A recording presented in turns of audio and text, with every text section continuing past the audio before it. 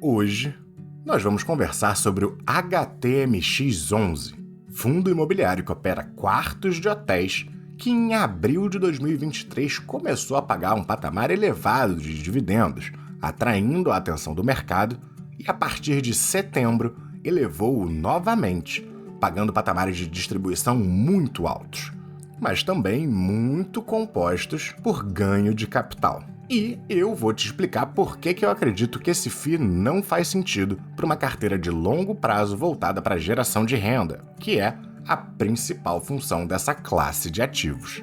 A gente vai começar falando sobre a sua tese, vantagens competitivas, porque mesmo esse fundo tem, e fica até o final, que é lá que a gente calcula o preço justo do HTMX com 2 métodos de valuation. Se gostar do vídeo, o vídeo te agregar alguma coisa, você aprender aqui comigo, não se esquece de dar aquele like, se inscrever no canal, deixar um comentário e se gostar muito, é lá no Apoia-se que você pode financiar o nosso projeto e também garantir acesso liberado a todas as funções do nosso site de valuation.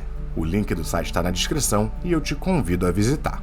Esse fundo tem uma dinâmica muito específica, a começar pelo fato que ele opera hotéis construídos numa estrutura de condomínio, onde investidores pessoas físicas são vendidas as unidades do hotel previamente.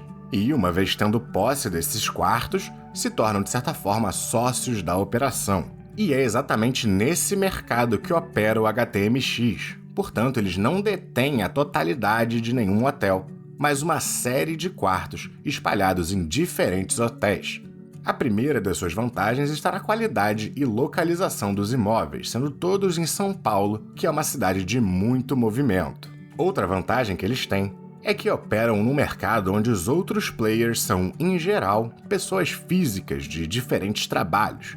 Então, uma gestora especializada, sempre estudando esse mercado, vai ter a maior parte do tempo mais acesso à informação e mais conhecimento das dinâmicas do mercado do que essas contrapartes pessoas físicas que se dedicam às suas profissões.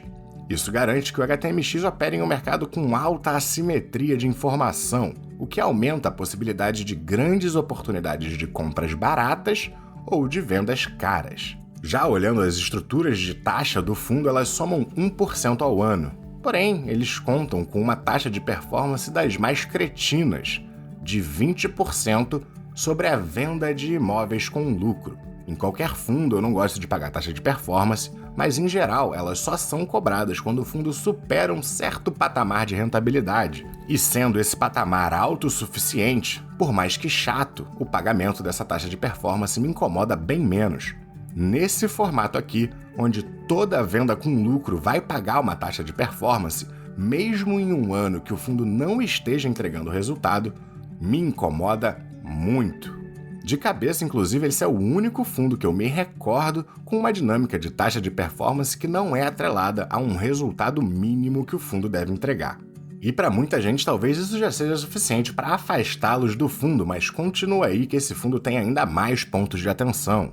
Quando a gente fala de hotéis, estamos falando de uma operação com muita sazonalidade, tanto dentro de um determinado ano, mas não apenas. É um setor extremamente sensível e na pandemia a gente viu a sua taxa de ocupação cair a 0%, e então começar uma muito lenta recuperação, estando atualmente nos 61% e mostrando grande volatilidade nessa ocupação, o que é até natural devido a ser uma operação de hotéis com aluguéis de curtíssimo prazo. Apesar disso, vimos o crescimento, especialmente a partir de 2022, do preço das diárias, inclusive correlacionado com a volta do pagamento de rendimentos por parte desse fundo.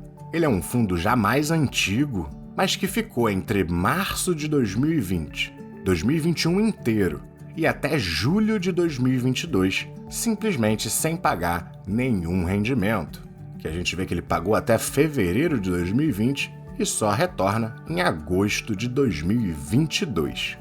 Isso talvez não se repita, porque a pandemia foi de fato um fenômeno que pegou em cheio os hotéis, não só os hotéis, a economia como um todo, mas mesmo sendo o que foi, acho absurdo um fundo passar mais de 28 meses consecutivos sem distribuir rendimentos. Além disso, vendo suas distribuições mais antigas, porque esse fundo aqui é bem velho, ele tem bastante histórico, vemos que raramente seus pagamentos excediam o patamar de R$1. Além, é claro, da alta volatilidade que a gente vê nas distribuições, mas que é natural para o setor, e quem decidir ter esse fundo tem que estar pronto e aceitar esse tipo de comportamento, porque é isso que ele pode nos oferecer. E apesar disso ser uma chance bem mais remota, a gente tem que sim considerar a possibilidade de outro período como esse aqui, onde o fundo simplesmente para de distribuir. Mas isso é bem mais remoto, dependeria de um evento incomum, inesperado na economia, para acontecer isso de novo. Mas a gente já sabe que é um fundo extremamente sensível a esses momentos. E esses momentos imprevisíveis vão acontecer se a gente mantém um ativo para o longo prazo.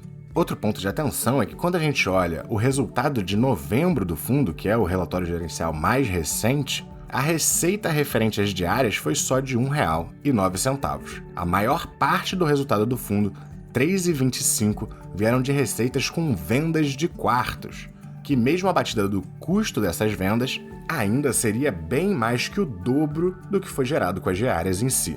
E olhando o resultado do fundo, a gente vê que, de fato, a gente tem um pouco mais de estabilidade na receita das diárias, apesar de mesmo aqui a gente ver bastante oscilação, mas muito mais é com a receita das vendas. De junho já vinha aqui num patamar interessante, em agosto se elevou, setembro foi um monstro, 8,8, uma receita enorme devido a essas vendas, e que se manteve bem elevada para os meses de outubro e novembro. Ou seja, a maior parte dos resultados que ele vem entregando são de venda de quartos com ganho de capital, especialmente em setembro, mas ainda elevado nos meses posteriores. E foi exatamente por volta desse período que a gente começou a ver um crescimento relevante no número de cotistas do fundo. Ele vinha meio que caindo aqui quase que até maio, junho já teve um crescimento que só seguiu se alargando depois que ele começou a pagar largos dividendos. Eu acredito que boa parte disso se dê porque, diferente do mercado de ações, que tem muitos investidores institucionais e internacionais,